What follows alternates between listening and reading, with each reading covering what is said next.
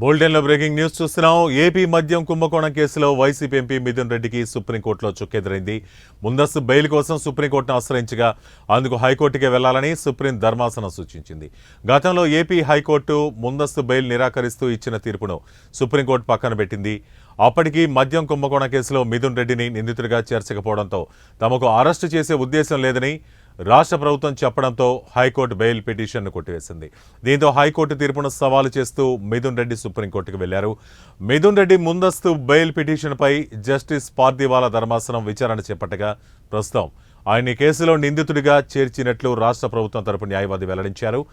ఈ నేపథ్యంలో మెరిట్స్ ఆధారంగా కేసును మళ్లీ విచారించాలని విచారణా సంస్థ చూపిన కొత్త ఆధారాలను పరిగణలోకి తీసుకుని మిథున్ రెడ్డి బెయిల్పై నిర్ణయం తీసుకోవాలని జస్టిస్ పార్దీవాలా ధర్మాసనం ఏపీ హైకోర్టుకు సూచించింది. హైకోర్టు తీర్పు ఇచ్చేంత వరకు మిథున్ రెడ్డిని అరెస్టు చేయబోమని ఏపీ ప్రభుత్వం తరపున సీనియర్ న్యాయవాది ముకుల్ రోహిత్గి సుప్రీంకోర్టు ధర్మాసనానికి తెలిపారు.